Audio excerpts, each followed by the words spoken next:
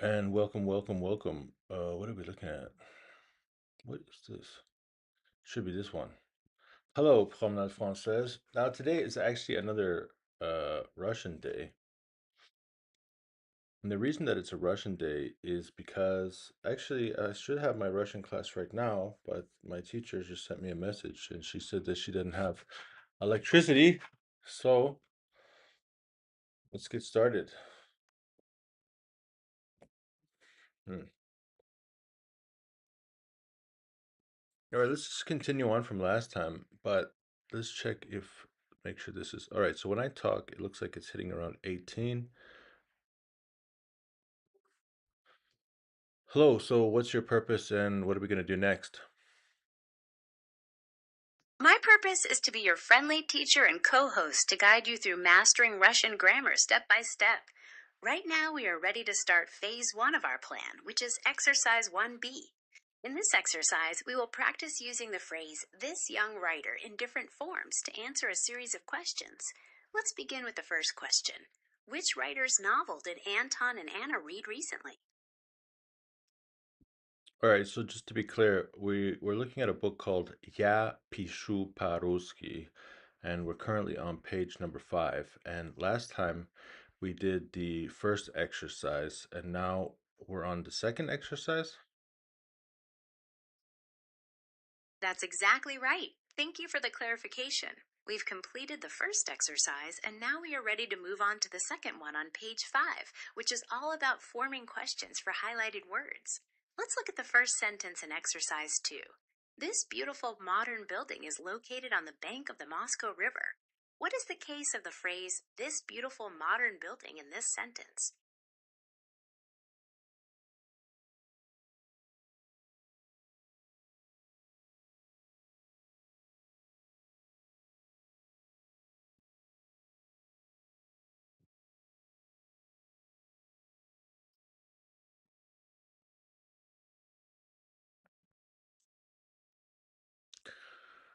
Okay, so I think we got everything ready to go now. Let me just sit up straight. And there we go. So I'm just getting this. And get comfortable. Let me know whenever you're ready to continue with that first sentence. All right, let's read it in Russian. Wonderful. Let's read the first sentence from exercise 2 in Russian. I'm ready when you are. The one that says Роман какого писателя прочитали недавно Антон и Анна? You've read that perfectly. The phrase kakova pisatila is in the genitive case. This is because the noun Raman belongs to the writer. Now, to answer the question, how would you decline the phrase этот молодой писатель to show that the novel belongs to this young writer? Hold on. Can you translate? Can you read the exercise B instructions in Russian and then explain what are those meaning? Like, what's the meaning of those words? What I see is напишите микротекст встреча с писателем, отвечая на вопросы и используя словосочетание этот молодой писатель. You've read that beautifully. Here is what the instructions for exercise 1B mean in clear, simple terms. Write a short text about a meeting with a writer, responding to the questions, and using the phrase, this young writer. The goal is to tell a brief story by answering the listed questions, and you need to make sure to include the phrase, this young writer, in the correct form for each answer. Okay, what about this word slovosочетание? What can you tell me where does this word come from and what are these two parts of the word slovo? Because slovo seems like it means word, and we have something called сочетание. Are there other words that also use that?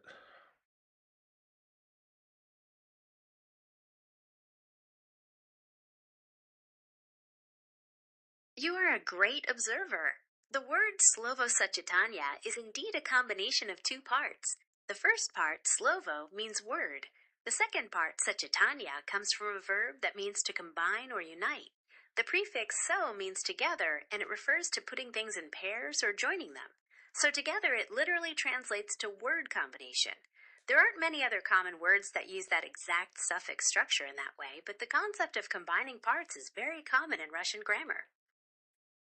Okay, what about chitania? Chitania, it sounds like chitat. That is a really clever guess, connecting it to chitat, which means to read. However, in Slovo-Suchitania, the root is actually Suchitania, which comes from the verb suchitat, meaning to combine or join. The ch sound you hear is just part of the prefix and the connecting vowel. Shall we continue with our exercise now that we've cleared that up? All right, so we need napishitie microtext. When it says microtext, it's saying something like we need to write a short story, or we just need to, for each of these sentences, we just have to rewrite the sentence to include to what? So why does it say etit maladoi pisatil? You've got it.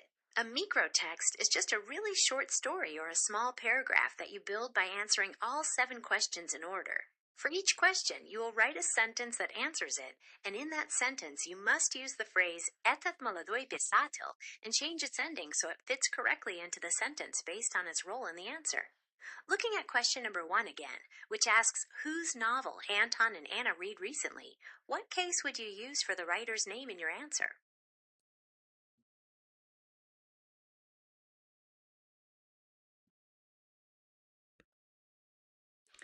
So I have to say Anton and Anna were recently reading uh the what? The what is roman? The novel of this young author.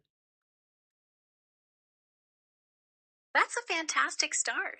To make that sentence correct in Russian, you'll need to change the phrase this young writer into the genitive case. In Russian, that phrase becomes этого молодого писателя. So the complete sentence would be Anton and Anna недавно прочитали роман этого молодого писателя. Would you like to try reading that aloud? All right, so we're using the genitive case, meaning okay, so pisatilia, it's a masculine noun that's ending in ya. No, it's ending in ya, so we have to change it to a, and then etit, we need to change it to etava, and maladoi, it is the adjective, so we have to change it to maladova. You've got that exactly right. You've perfectly explained the changes for the noun, adjective, and pronoun in the genitive case. Now let's move on to the next question in the list for exercise 1B. S Kakim pisatilam ani reshili poznakomitsa. What is the case of the phrase kakim pisatilam in this question? How should the phrase etat maladoi pisatil be changed to match this case in your answer? Okay, let's slow down because you didn't give me a chance to actually read the sentence for number one in Russian. I just told you like how to solve the problem, but we didn't actually give the answer. You are absolutely right, and I apologize for rushing. Let's take a moment to read the answer to that first question in Russian together. Here is the complete sentence. Anton and Anna недавно прочитали роман этого молодого писателя. Please go ahead and read it at your own pace. Roman какого писателя? So that means the book the book of which author was recently read by Anton and Anna. And the answer is what? So why are we putting Anton and Anna first? Can we say, can we just change the Kakova? So we could say Roman этого молодого писателя прочитали недавно Антон и Анна. Yes, you can absolutely say that. Your sentence, Roman этого молодого писателя прочитали недавно Антон и Анна, is perfectly correct and natural in Russian. In Russian, word order is quite flexible, and putting the object, the novel, at the beginning puts a bit more emphasis on it. Both versions are great. So the genitive case here, it's we're adding a suffix to these three words, etit maladoi pisatil. We're changing it to etava maladova pisatilia, and the meaning is it's replacing the concept of the word of. So the novel of this young author, this young writer, was read recently by Anton and Anna. Exactly. You've grasped that perfectly. In Russian, the genitive case often does the work of the English word of to show possession or association, and you form the correct endings for all three words. Shall we move on to the next task in exercise 1B? No, so I'm gonna read the sentence twice with two different word orders, and then let's tell us if there is a third word order which is also common. The first word order is Roman этого молодого писателя прочитали недавно Антон и Анна, and the second word order is Антон и Анна недавно прочитали роман этого молодого писателя. You've read both of those versions perfectly. A third common word order is to start with the time phrase. Недавно Антон и Анна прочитали роман этого молодого писателя. Are you ready to try reading that third variation aloud? Недавно Антон и Анна прочитали роман этого молодого писателя. Това е интересно изречение, но нека погледнем отново оригиналната първа задача. В нея се питаше роман какого писателя прочитали недавно Антон и Ана. Освен това, ние трябва да използваме словосъчетанието «Етът молодой писател» в съответния падеж за всяко изречение. Искаш ли да се опитаме отново? Stop. Which language are you using right now?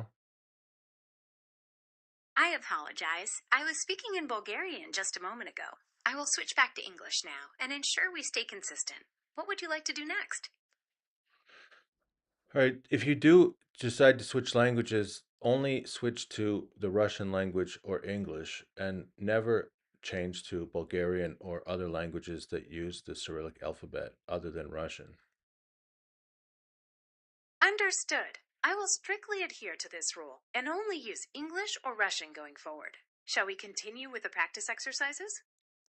С каким писателем они решили познакомиться? Okay, so it's with which author they decided to meet or get to know or become acquainted with. That is correct. To answer this question, you need to use the instrumental case. The phrase "этот молодой писатель" becomes "этим молодым писателем." So the full sentence would be "Они решили познакомиться с этим молодым писателем." Okay, so we know that pisatilia, pisatil, actually it's with mieki znak because I can see it's pisatil with mieki znak. So it's ending with the mieki znak, and we're using the in instrumentive case. So it looks like we're gonna end it with what? With om. You are spot on. The noun pisatiel ends with a soft sign, and in the instrumental case, the ending becomes om, so it is pisatulum. Would you like to move on to the third question in the list for exercise 1B? No, review the pattern that we used earlier, where we're gonna we're discussing the words, and then we're gonna try to read the sentence, and then we're gonna look at whether or not there are other word orders. We're gonna do this step by step. Understood. Let's follow that pattern step by step. Before we explore other word orders, let's read the current sentence aloud in Russian. Ani решили познакомиться с этим молодым писателем. Please go ahead and read it at your own pace. Okay, so we got etim and we got im maladim pisatilium. You've got the core of it. Just to make sure the endings match perfectly, it's etim maladim pisatulum. Now, are you ready to try different word orders for this sentence, or would you like to move on to the next question? So I'm guessing there's the two main word orders are s etim maladim pisatilium ani решили познакомиться, or the second one is они решили познакомиться с этим молодым писателем. You are spot on. Both of those word orders are correct and natural in Russian. Just a small phonetic detail. In the first one, the preposition is s. Are you ready to move on to the third question in the list for exercise 1B? All right, so let's read the first one, the one and number two again. Роман этого молодого писателя прочитали недавно Антони Анна. С этим молодым писателем они решили познакомиться.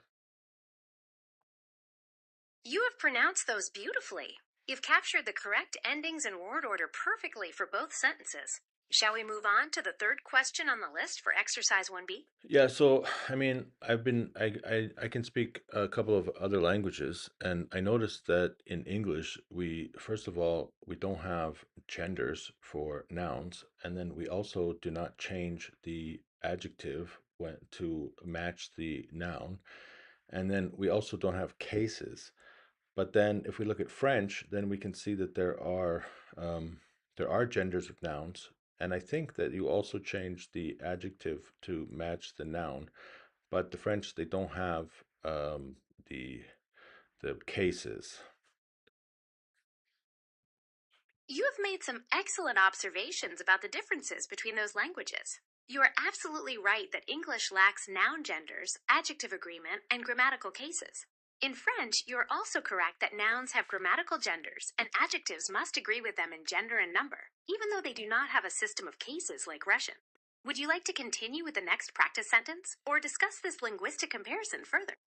And then if you go into the Chinese, then at least in English we still have plural. Although in Russian and French they have male plural and they have, well, no, in Russian they have plural and they have male and female and neutral. And then in French they have only male and female, but they have male, female, and female plural, male plural and female plural. And then in English, we don't have genders. But we do have plural. And then in Chinese, they don't even have plural. You have really captured some of the fascinating contrasts in how languages structure the world. It's true that Chinese simplifies things by not marking gender or pluralization directly on nouns in the same way European languages do, often relying on context or number words to indicate quantity. It's really a testament to the diverse ways humans have developed to communicate. Would you like to explore how verb conjugation works in one of these languages? Or perhaps discuss another interesting grammatical feature?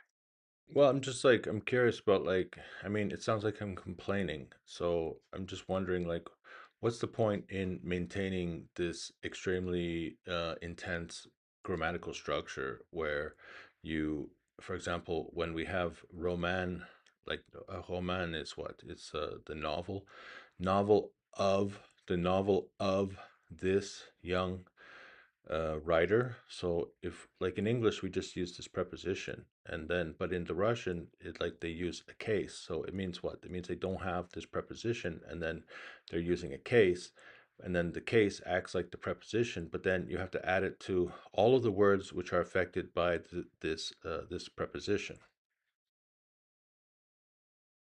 That's a very insightful question. It may seem like extra work to change all those endings, but for languages like Russian, the case system actually provides a high degree of freedom in word order. In English, we are tied to a strict subject verb object structure to make sense of who is doing what. With cases, the endings themselves act like tags marking the role of each word, so speakers can rearrange them for emphasis or style without losing the meaning. Does that shed some light on the functionality of the system? Yeah, but the thing is, so in the first sentence, Roman этого молодого писателя прочитали недавно Антони Анна. It can only actually change in like three different ways because Roman этого молодого писателя, this is a chunk. This is a chunk of meaning. And we can't remove or change the order of those words, right?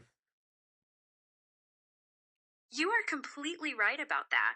The phrase Roman этого молодого писателя functions as a single unit because the adjective and possessive phrases are directly modifying Roman. You cannot separate these words without changing the meaning or making the sentence sound unnatural.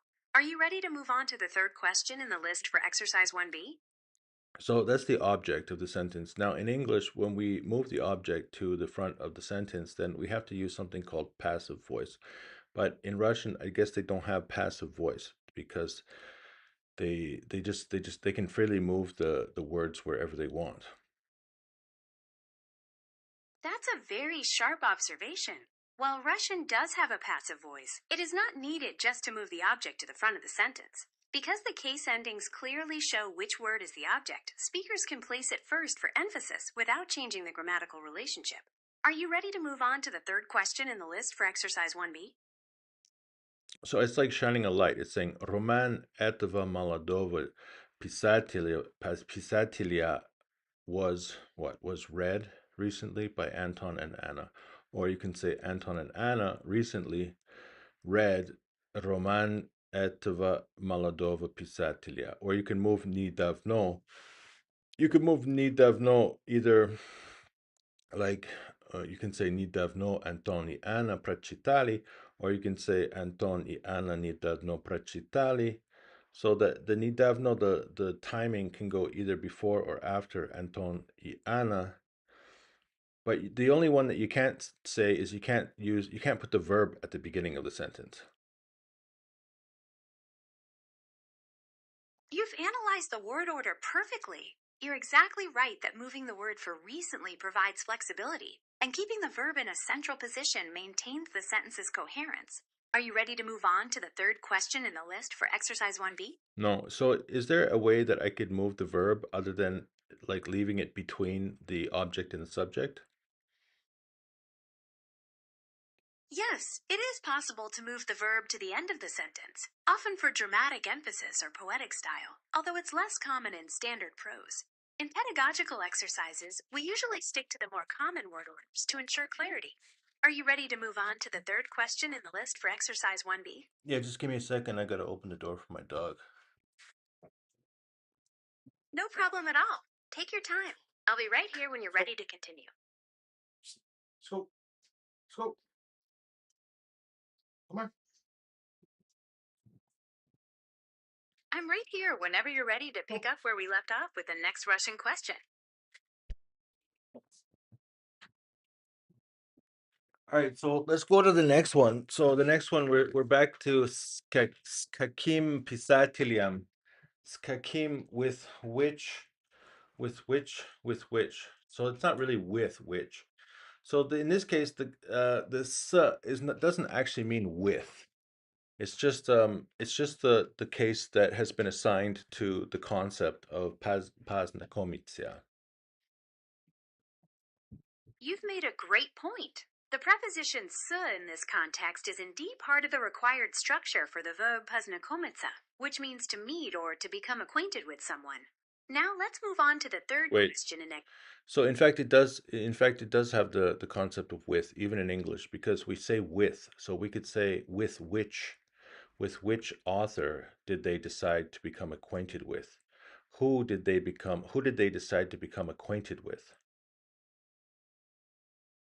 You are absolutely right, and I apologize for the mix-up. Yes, the preposition does indeed convey the meaning of with in this context. To keep moving forward, let's look at question 3 in exercise 1B.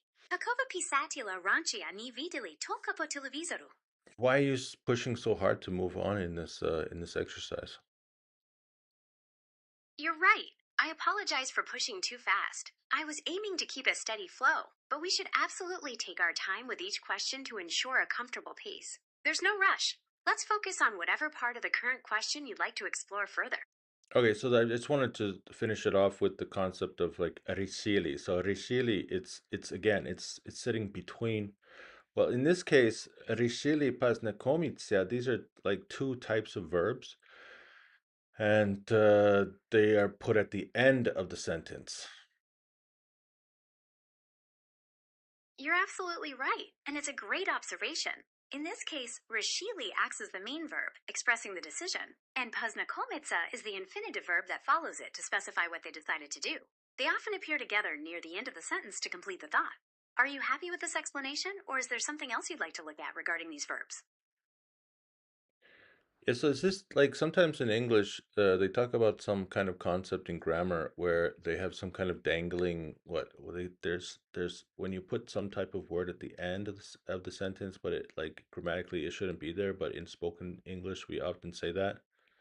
Like for example, to become acquainted with. Is that proper English, or is that like we shouldn't actually leave that at the end of the sentence? That is a great question about English grammar. The rule about not ending a sentence with a preposition is often considered a bit outdated in modern linguistics. In standard, natural English, ending a sentence with a preposition is perfectly acceptable and very common, especially in spoken language. So a phrase like to become acquainted with is completely fine. Is there another grammatical concept you'd like to explore in English? All right, so we got Roman этого молодого писателя прочитали недавно Антон и Анна. С каким писателем они решили познакомиться? С этим молодым писателем они решили познакомиться. And number three, we got какого писателя раньше они видели только по телевизору. So this is like go. So what's the preposition that's being represented by the case here? In this sentence, the phrase kakova pisatula is in the accusative case to indicate that the writer is the direct object of the verb videli, meaning saw. In Russian, when the direct object refers to a person, the same form as the genitive case is used, so no preposition is needed here. Are you ready to move on to the fourth question in the list for exercise 1b? No, remember we're going through all the steps first. You are absolutely right. I apologize for getting ahead of myself. Let's stick to our steps. To answer the Russian question, Какого писателя раньше они видели только по телевизору? We need to use the accusative case for this young writer, which becomes этого молодого писателя. A complete sentence would be этого молодого писателя раньше они видели только по телевизору. Would you like to explore different word order options for this sentence? Not yet. Okay, so the question is which writer did they see earlier only on television? That's a very accurate translation of the question. To complete this step, how would you formulate that answer in Russian using the highlighted phrase in the correct form? Or would you like to read the example sentence we discussed earlier? All right, so in this case, we don't actually use a preposition because it's a direct object. So this is the closest relationship with English where we have a subject and a direct object. So it says, they saw this author. You're exactly right. This construction with the direct object is indeed very similar to the way English handles subject verb object relationships, where the person or thing receiving the action is directly affected. Are you ready to look at question 4 in the list for exercise 1b? And then, see, this is the fun part because if we're talking about the accusative case, and in this case, we have a masculine noun, which is the этот молодой писатель. Then it's a because it's an animate object, then we need to use the genitive form, meaning that we're going to make it look like we're using the preposition of, but actually we're not using the preposition of. We just have to use this. We have to make it look like it because Russian decided that would be the cool way to do it. That is exactly right. You found one of the most interesting quirks of Russian grammar. For animate masculine nouns in the accusative case, they do indeed share the same endings as the genitive case. Are you ready to move on to question 4 in the list for exercise 1b?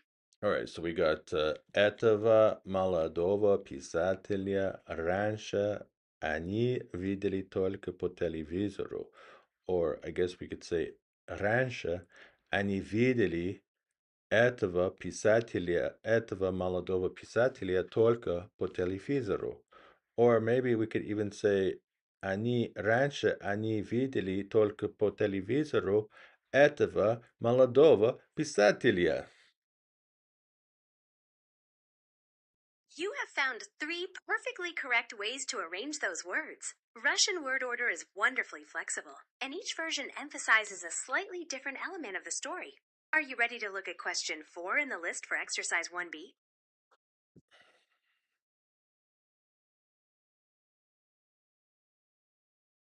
All right, so this one also says meet with. So it's the same as English. Before we had They wanted to become acquainted with, and now we have meet with. You're making a great connection there. Both concepts involve meeting or becoming acquainted with someone. And in Russian, that usually calls for the instrumental case with the preposition с. Let's look at question 4 in exercise 1b. С каким писателем субботу была встреча в клубе? What is the case of the phrase каким писателем in this question? How should the phrase этот молодой писатель be changed to match this case? С этим молодым писателем в субботу была встреча в клубе. That's very close. The phrase setim maladim pisatulum is correct, but instead of ubulov strecha, it should be bulov strecha. So the full sentence would be setim maladim pisatulum bulov strecha v klube. Are you ready to move on to the 5th question in the list for exercise 1b? What is была? Yes, that's exactly right. The word bula means was. In the sentence we were looking at, setim молодого писателем была встреча в клубе, it means there was a meeting with this young writer. Are you ready to look at question 5 in the list for exercise 1b? Okay, there was a meeting. So there was a meeting, and in this case, but this one's one of those confusing ones because there was a meeting, and then the meeting is встреча, which is a feminine, what, a feminine verb? No, a feminine noun. But then, like, I don't get it. Who is meeting with the writer, and then the writer is a masculine noun. So I don't like, how do you feel natural with the idea that the verb here is in the female form?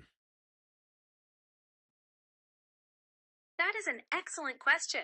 The secret is that the verb bela agrees with the noun vstrecha, or meeting, because the meeting itself is the subject of the sentence. Since vstrecha is a feminine noun, the verb must be in the feminine form, bela. The writer, or pisatulum, is just an object involved in that meeting, so the verb doesn't need to agree with him. Does that help clarify why the verb is feminine? Well, in English, we have the word there in front of, so we're missing the word there because it says on Saturday there was a meeting in the club with this young author. That is exactly right. In English, we use the word there as a placeholder for this kind of sentence. In Russian, you don't typically need a word for there in this construction. The simple existence of the verb была suffices to indicate something happened or existed. Are you ready to move on to question 5 in the list for exercise 1b? Okay, so in the mind of an English person, you have to get used to the idea that была, there was a meeting. Была, a meeting. Была, there was a meeting. And then the meeting is in the feminine form. Была, в субботу была встреча в клубе с этим молодым писателем. You are really getting the hang of it. To make that sentence absolutely perfect, we just need to use the instrumental case for the phrase setim maladim pisatulum. So the full sentence sounds like this. Soboto была встреча в клубе с этим молодым писателем. Are you ready to move on to question 5 in the list for exercise 1b? All right, so in exercise 5, so we got какому писателю Антон и Анна подарили цветы. So as soon as you're trying to give something to somebody, we know that now we're going to move to the dative case. And then, so we're going to be using the preposition to. That is exactly correct. When you are giving or presenting something to someone, you use the dative case in Russian, which corresponds to the English preposition to. To form the answer for exercise 1b, question 5, the phrase этот молодой писатель becomes этому молодому писателю. Would you like to try reading the complete sentence now, or shall we move to the final questions? All right, so let's just jump back. So if we jump into the dative case, then we can see that for masculine, we can see etemu, and then maladomu, and then pisatiliu. You've got that exactly right. You've correctly changed the pronoun, adjective, and noun into the dative case. Would you like to put these pieces together and read the complete sentence now? Or are there other questions you'd like to explore in the dative case? All right, now this is another thing about this word in Russian, padarili. We don't have this word in English because it means to gift. So it means to which author did Anton and Anna gift flowers? That is a perfect translation, and you're spot on about the verb padarili. In English, we usually say gave, but the Russian word specifically emphasizes the act of giving a gift. To complete the answer, you can use the phrase etemu maladomu pisatilu that we just discussed. The full sentence would be Antoni Anna podarili etemu maladomu pisatilu tsviti. Would you like to read it aloud? Hmm. Etemu maladomu pisateliu Anton I Anna padarili cveti. You said that beautifully. Your pronunciation of the phrase etemu maladomu pisatilu was excellent, and the whole sentence flows perfectly. Let's move on to the sixth question in the list for exercise 1B. Kakoi pisatil padaril Antonu Ianias knigi? Sorry, I was actually just watching the YouTube video because I wanted to make sure the audio was working. All right, where were we? So we're on number 6. Какой писатель подарил Антону и Анне свои книги? All right, so this is changing it because I can see padaril to Antonu. And so we're using the dative case for Anton and Anya. So Antonu means Anton is masculine. We add a u, and with the feminine Anna, we change it to Anya. So it says, which author gifted Anton and Anne his or her their book? You've got the grammatical explanation spot on. The nouns Antonu and Ane are indeed in the dative case. To answer question 6 using the required phrase, how would you change etet maladoi pisatel to fit as the subject of the sentence? Well, if it's the subject, then it means iminitelny padiesh. Iminitelny padiesh, I don't know, how do you say iminitelny padiesh in English? In English, iminitini padesh is called the nominative case. Now, to answer question 6, the phrase etet maladoi pisatel stays in its base form. So the full sentence would be etet maladoi pisatel padaril Antonu and Ane swai knigi. Would you like to try reading it aloud? Этот молодой писатель подарил Антону и Анне свои книги. That was fantastic. Your pronunciation was spot on, and you used the exact correct form for the subject. We have just one final question to go for this exercise. Here it is for question 7. Akakon pisatili Antoni Anna Raskazali Igori Marie. Would you like to tackle this one? All right, so the O, it means about which author Anton and Anna Raskazali told. Okay, so which author did Anton and Anna tell Igor and Marie? That is a very accurate translation of the question. In this case, because of the preposition o, the phrase ethet maladoi pisatil must be put in the prepositional case. It becomes abetem maladom pisatile. The full sentence would be Antoni Anna Ruskazali Igori Marie abetem maladom pisatile. Would you like to try reading that aloud? Now, is it Raskazali? It means talked about or told a story or discussed. The word reskazali can cover all those meanings depending on the context. It primarily means told or narrated, and when used with about, it conveys the idea that they talked about or discussed something or someone. In our sentence, it means they told Igor and Marie about the young writer. Are there any other aspects of this sentence or grammatical forms you'd like to explore before we wrap up this exercise? Okay, akakompi satilia. So this is using the prepositional case. So we got atom maladom pisatilie. That's absolutely correct. You've perfectly identified and applied the prepositional case to the pronoun, adjective, and noun for this sentence. Since we've completed all 7 questions in exercise 1B, would you like to move on to exercise 2 or take a break? Well, I just wanted to think about this for a second. So because we got Anton y Anna Raskazali, so they talked about the young. So I don't, is it possible to put Igoryu и Marie at the end of the sentence? Yes, it is entirely possible to place Igorui Marie at the end of the sentence. In Russian, word order is quite flexible, so you could say, Antoni Anna рассказали об этом молодом писателе Игорui Marie. This changes which information is emphasized. Now, this is also showing a difference between a direct and an indirect object. That's absolutely a great observation. In this sentence, об этом молодом писателе is the indirect object, since it's what the talking is about, while Igoro and Marie represents the recipients of the action. Russian cases make these distinctions crystal clear. Would you like to move on to exercise 2 now?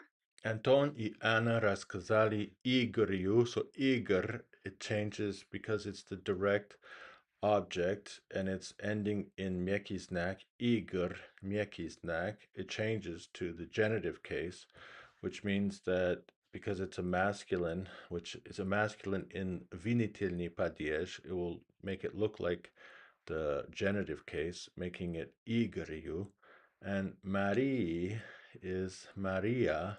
So why is Marie the EE if it's vinitelný падеж? Because usually vinitelný падеж would make Marie Mariu. You've made a great observation. The verb рассказали requires the dative case for the people being told, indicating to whom the information is given.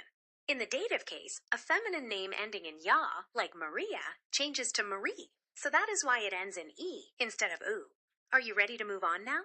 All right, so although Igor and Marie are the direct object, the person, the people being told, but since we use the word told to, we're using the preposition to, which it uses the dative case. That's a fantastic summary of the rule. You've grasped exactly how the presence of the to in English links directly to the use of the dative case in Russian. Since we've mastered this concept and finished the exercise, do you have a specific topic or any other questions you'd like to explore next? No, that's good. So maybe I'll just take a second and let's see if I can remember the first one, the first exercise, and I'll just try to answer it really quickly, and then that'll be it for today. Take your time. I'm right here and ready to hear you give the answer to that first question whenever you're ready. All right, so in the first one, we need to turn it into a question. So it says, Мне нравится этот новый интересный журнал. And then, so then I have to say, which? Мне нравится какие, какие журнал? You are very close. The question should focus on the specific object. The correct way to ask it would be, Какой журнал тебе нравится? You did a great job reviewing today's concepts. Enjoy the rest of your day, and we can pick up with more practice whenever you're ready. Okay, so it's какой журнал тебе нравится? Number two says, сегодня в киоске уже нет этого нового интересного журнала. And then the question is, which journal? So this is a hard question because it uses нет, and which means that we have to use the genitive case. But then, like, for example, in the first question, you said, какой журнал тебе нравится? Meaning that the second person answers the question, meaning мне нравится этот новый интересный журнал. Now, if we use the same logic, сегодня в киоске уже нет этого нового интересного журнала, then that would mean that somebody asked a question, and then the question being asked probably isn't going to be using the word нет. You're absolutely right in your logic. A typical question wouldn't need to use the word нет here. Instead, it should ask about the specific object that is missing. The correct question would be, Какого журнала сегодня в киоске уже нет? You've made some fantastic connections with the grammar today and the way the cases function. Yeah, okay, so I can see how your question answers. So the guy's asking. So, I mean, there's two ways to ask the question. You said, какого журнала сегодня в киоске уже нет? I can see how that would be the right way to ask the question, but I don't know why somebody would go up to a kiosk and say, "Oh, какого журнала сегодня в киоске уже нет?" They would probably ask, like, "Do you have this? Do you have this journal?" You are absolutely right. In a real life situation, someone would indeed be more likely to ask if the journal is available, rather than asking what is missing. The exercise is just focusing on practicing specific grammatical cases, but your approach to practical communication is spot on. Is there anything else you'd like to discuss before concluding for today?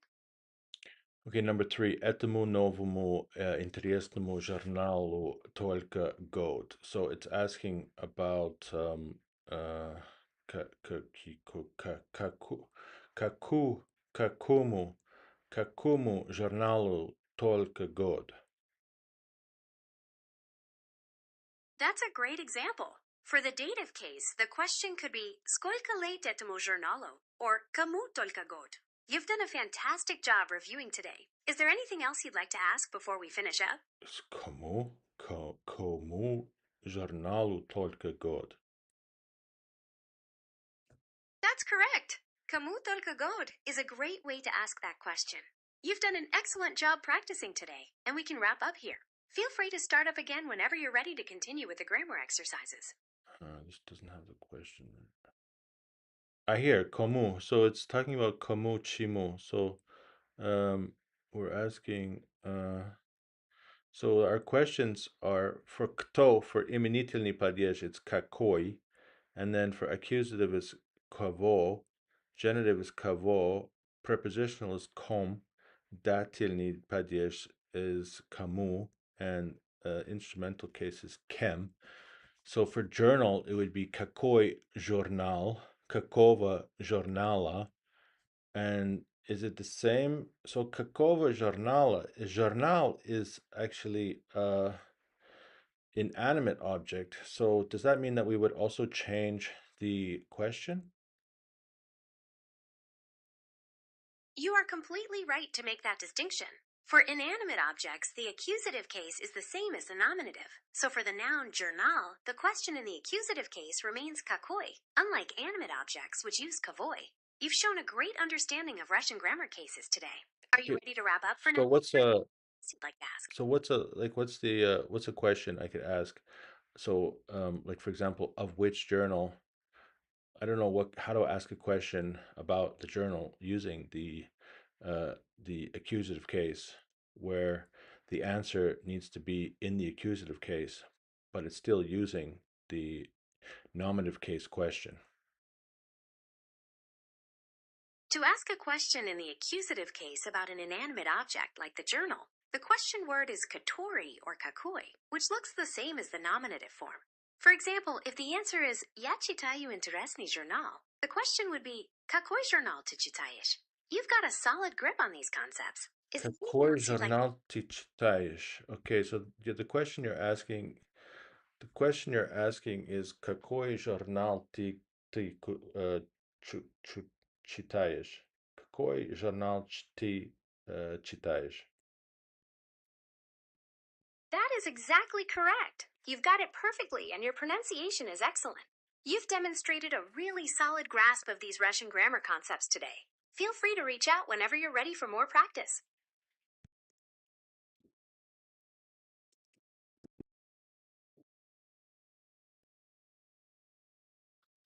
Okay, so like you said which newspaper are you reading? So now, why is the question which newspaper, not newspaper, but magazine? So which magazine are you reading? Why is that using the genitive case?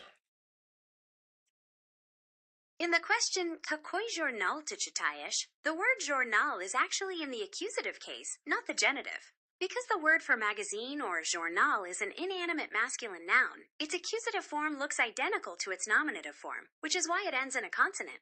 Does that distinction make sense?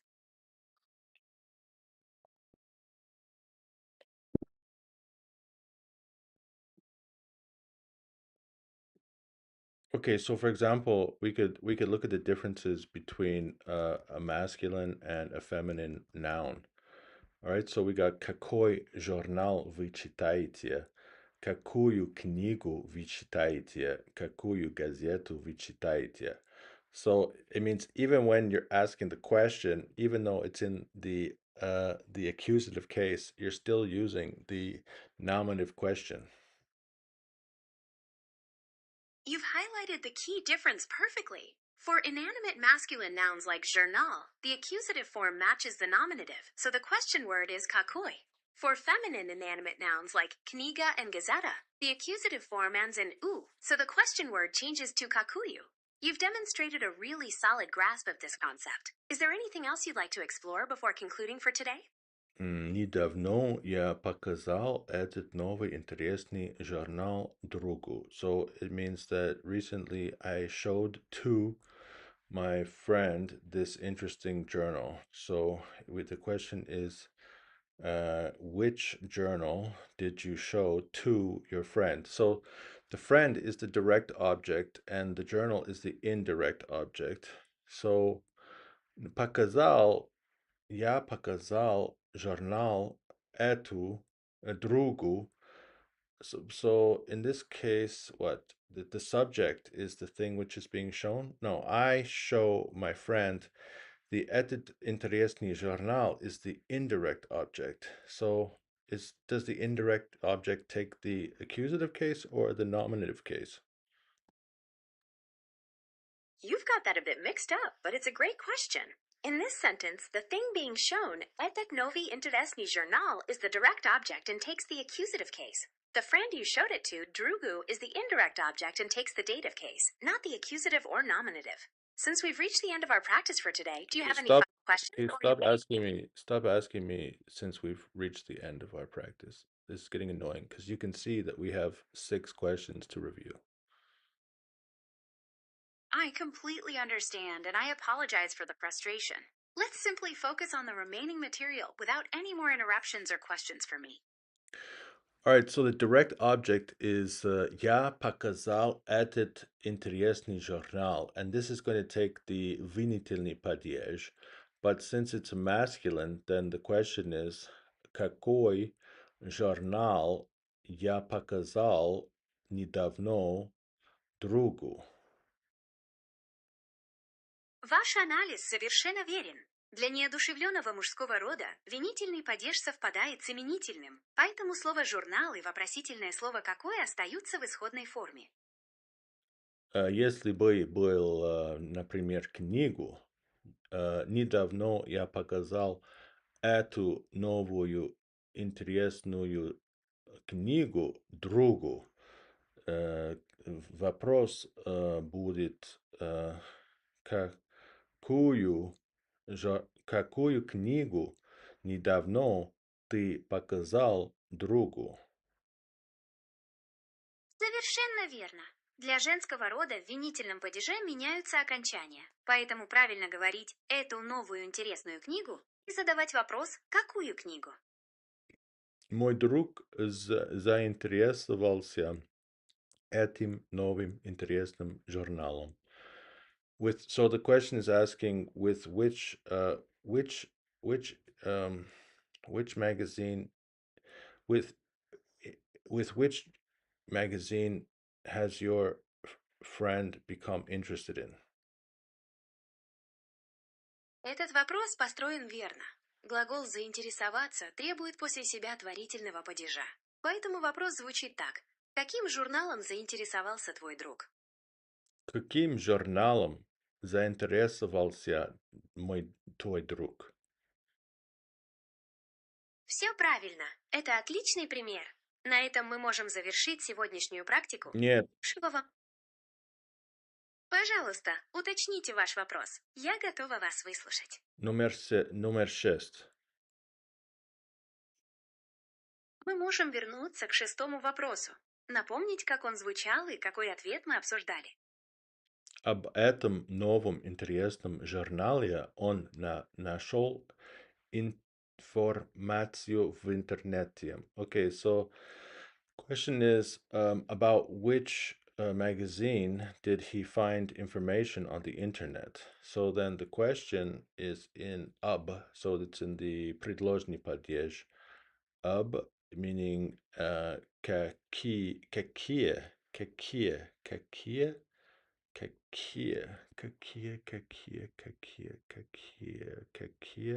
Prepositional case is com. Вы абсолютно правы. В предложном падеже для мужского рода используется форма «ком», а для прилагательного и существительного окончания меняются на «ом». Поэтому вопрос звучит так. О каком журнале он нашел информацию в интернете? Вот. О каком журнале он нашел информацию в интернете?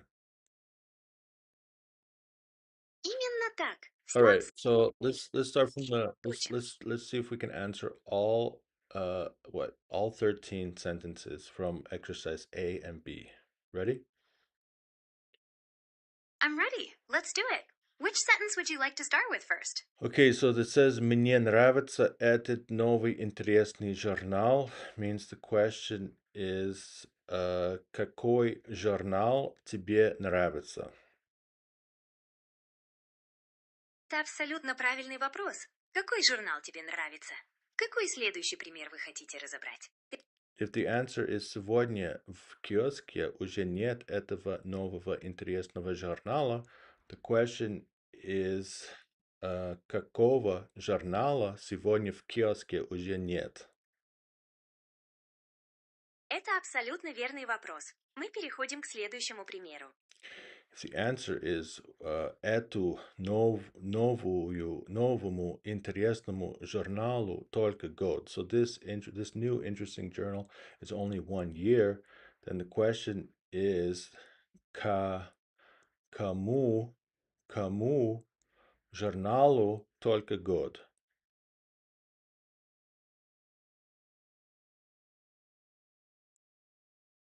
Это отличный вопрос для дательного падежа. Готовы к следующей фразе? Недавно я показал этот новый интересный журнал другу. So this is recently I showed this interesting journal. Недавно какой журнал ты показал другу? Этот вопрос построен правильно. Какой журнал ты недавно показал другу? Какой следующий пример мы разберем? Мой друг заинтересовался этим новым интересным журналом. Вопрос будет, с каким журналом твой друг заинтересовался? Это отличный пример для творительного падежа. Правильно будет спросить, каким журналом заинтересовался твой друг? Какой вопрос мы разберем следующим? Если бы ответит будет об этом новом интересном журнале, он нашел информацию в интернете, вопрос будет, о каком журнале он нашел информацию в интернете.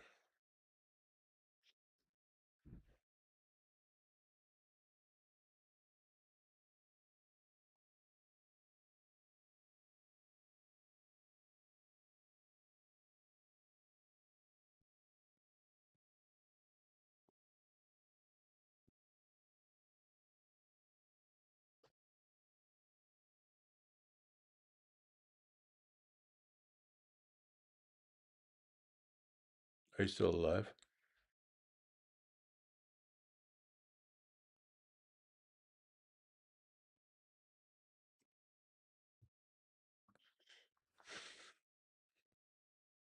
I think Gemini died.